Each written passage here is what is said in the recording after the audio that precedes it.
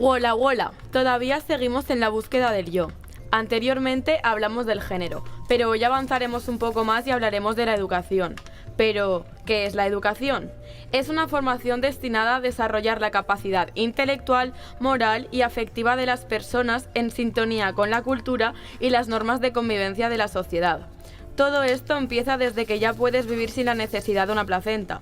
Nuestros primeros tutores serán nuestros ascendientes. Poquito a poquito y a lo largo de nuestra vida nos enseñarán cómo actuar en ciertos lugares e incluso nos inculcarán ciertas costumbres, ya que ellos fueron educados de la misma manera. Ellos se encargarán en desarrollarnos más esa parte moral y afectiva, pero en un tiempo aparecerán a nuestras vidas otros tutores que ayudarán a darle chispa a nuestra parte intelectual. Enfoquémonos primero en nuestros ascendientes. Cuando eres pequeño o pequeña, ellos te enseñarán cómo saludar, hablar e incluso recompensarán tus actitudes, pero también las castigarán. Un ejemplo es cuando en un examen tienes buena nota. Al ver ese buen resultado se sentirán orgullosos de ti. En cambio, imaginemos que suspendes o que para ellos esa nota es demasiado baja. Ellos te quitarán ese juego que tanto te gusta o te reñirán con el fin de motivarte y así poder superarte en el próximo test. Bien. Ahora hablaremos de nuestros educadores, esos educadores que despertarán nuestro lado intelectual. Llega un momento en nuestra vida donde somos enviados a la escuela, un lugar donde pasaremos gran parte de nuestro tiempo. Una de las cosas nuevas que notaremos es que nos estabilizarán un horario de ida, comida y vuelta a casa. De que en cada hora aprenderemos cosas totalmente diferentes. Ya puede ser matemáticas, dibujo, otros idiomas, etc. Creo que hasta ahora no he dicho nada fuera de lo común, así que aquí va mi primera pregunta. ¿Para qué nos educan? ¿Tal vez para mantener cierto orden social? Hoy te presento a Rousseau. Jean-Jacques Rousseau nació en Ginebra el 28 de junio de 1712 y murió en Hermionville el 2 de julio de 1778. Fue escritor, pedagogo, filósofo, músico botánico, naturalista y un polímata suizo francófono. Rousseau pensaba que el hombre es bueno por naturaleza, pero que actúa mal forzado por la sociedad que le corrompe. Todo esto lo afirma en una de sus obras Emilio. Esta obra, que fue publicada en 1762, es un tratado filosófico sobre la naturaleza del hombre. El texto aborda temas políticos y filosóficos concernientes a la relación del individuo mientras participa en una sociedad inevitablemente corrupta. En él propone un sistema educativo que permita al hombre natural convivir con esa sociedad corrupta. ¡Wow! ¿Qué quiere decir hombre natural bajo la perspectiva de Rousseau? Para Rousseau, un hombre natural es el que vive sin preocupaciones y sin razón, sin lenguaje y sin hogar, ajeno a toda guerra y atadura. El ser natural se mueve por dos impulsos básicos, el amor a sí mismo y la compasión.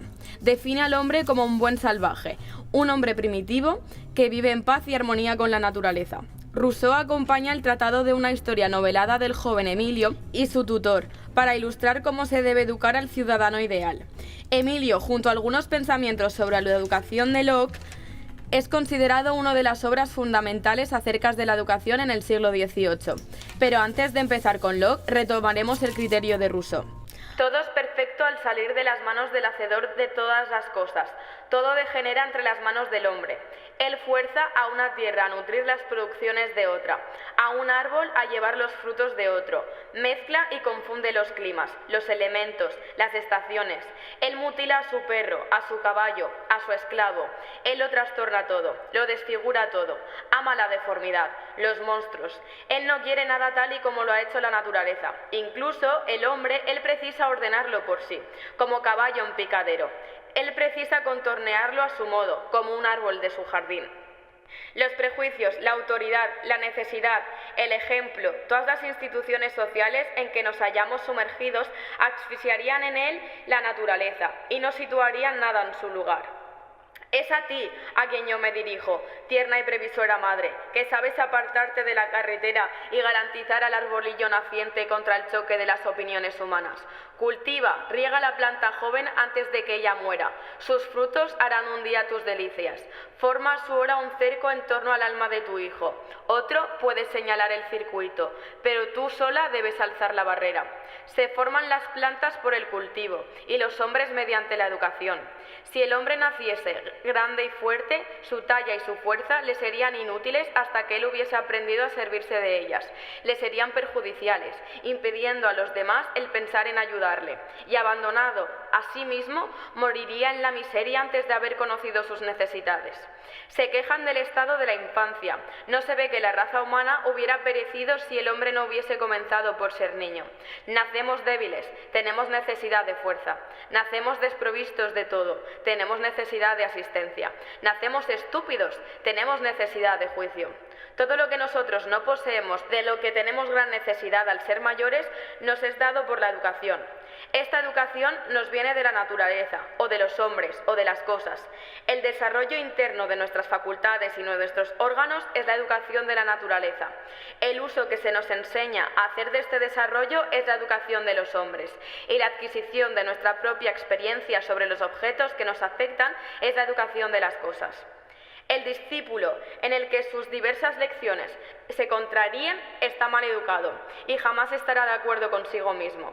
Aquel en el que esas mismas lecciones insistan en los mismos puntos y tiendan a idénticos fines, camina solo a su objetivo y vive consecuentemente. Este es el único bien educado. ¿Qué es lo que se puede esperar de dirigir totalmente los consejos y las acciones de todos aquellos que rodean al niño? Todo lo que a fuerza de ciudadanos puede hacerse es acercarse más o menos al objetivo, más es preciso contar con la fortuna para alcanzarlo. La naturaleza, se nos dice, solo es hábito. ¿Qué significa esto? ¿No existen hábitos que no se contraen sino por la fuerza y que no aniquilan jamás la naturaleza? Tal es, por ejemplo, el hábito de las plantas, a las que se reprime la dirección vertical. La planta puesta en libertad conserva la inclinación que se le ha forzado a tomar, pero la savia no ha cambiado por esto su primitiva dirección. Si la planta continúa vegetando, su prolongación vuelve a ser vertical. Lo mismo sucede con las inclinaciones de los hombres. Es tanto que se permanezca en el mismo estado, se puede conservar aquellas que resulten del hábito y que nos parecen las menos naturales, pero en el momento en el que la situación cambia, cesa el hábito y vuelve lo natural. ¿No existen genes que olvidan y pierden su educación y otras que la conservan? ¿De dónde procede esta diferencia? Si es necesario delimitar el hombre de naturaleza a los hábitos conforme a la misma, ¿puede ahorrarse estas galimatías?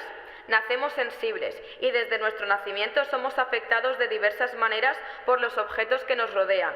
Desde el momento que tenemos, por decirlo así, conciencia de nuestras sensaciones, estamos dispuestos a buscar o a huir de los objetos que las producen. Primero, según que nos sean ellas agradables o no. Luego, según la conveniencia o desconveniencia que encontramos entre nosotros y esos objetos. Y en fin, según los juicios que nosotros poseemos sobre la idea de felicidad o de perfección que la razón nos dé. ¿Qué hacer cuando ellas son opuestas, cuando en lugar de educar a un hombre para sí mismo, se quiere educar para los demás? Aparte de revalorar el valor del niño, ya que mira al niño como algo puro, a diferencia de la visión racionalista, donde está visto como algo imperfecto, porque para el punto de vista racionalista, el hombre es razón. El niño es razón en potencia, por lo tanto, es menos que un adulto.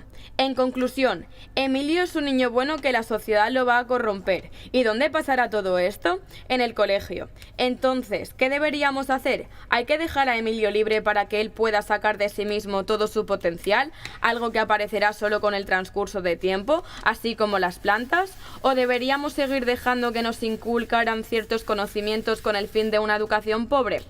Adjuntando a Locke en esta teoría, John Locke, nacido el 29 de agosto de 1632 en Brighton, Reino Unido, y fallecido el 28 de octubre de 1704 en Highlower, fue un filósofo y médico inglés considerado uno de los pensadores más influyentes y conocidos como el padre del liberalismo clásico.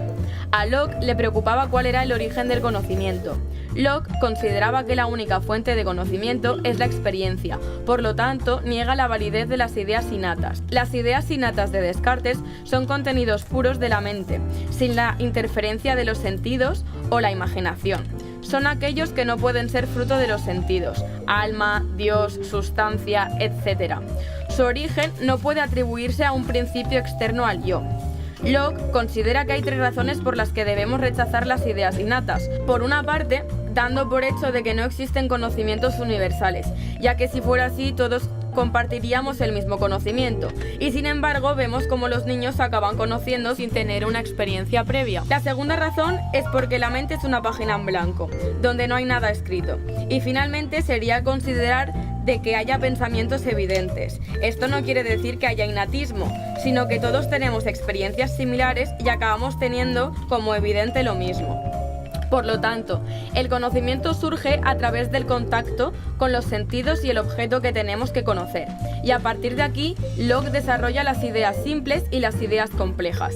Las ideas simples nacen a través del contacto directo entre el objeto y nuestros sentidos, como por ejemplo una mesa, su color, la forma que posee, el tacto.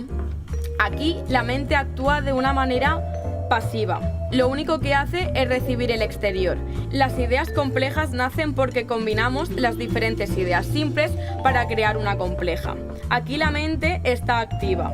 Un ejemplo fácil para entender todo esto sería escuchar un concierto de música, donde oiríamos una guitarra, un bajo y una voz cantante. Todas estas por separado son ideas simples.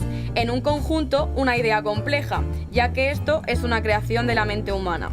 Dentro de las ideas complejas encontraríamos tres tipos. El modo, que sería como por ejemplo el amor, ya que no hay amor si no hay alguien que ama. Después, las relaciones, que sería la comparación entre objetos, más viejo, más joven. Y finalmente, las sustancias, que pertenecen al ámbito de lo conocido. En una de sus obras más importantes, Ensayo sobre el entendimiento humano, publicó: todo hombre tiene conciencia de que piensa y siempre está pensando ideas. Está fuera de toda duda que los hombres poseen en sus mentes varias ideas como blancura, dulzura, elefante, ejército, etc. Y finalmente, voy a explicarte este triángulo que puedes observar aquí. En un principio nos encontramos a la sensación. La sensación es el resultado de la acción del mundo exterior sobre nuestros sentidos. Después la experiencia, que se basa en la percepción. Tenemos a Tecne, que su intención es hacer oposición a la comprensión destinada. Después está el episteme, que es el verdadero conocimiento por contraposición al conocimiento aparente a la creencia razonable. Y por último está Sofía. Sofía es la diosa del conocimiento, por lo tanto expresa un conocimiento total. Ahora te toca a ti. Recuerda que tan solo los peces muertos siguen la corriente. Entonces, ¿vas a ser uno de ellos?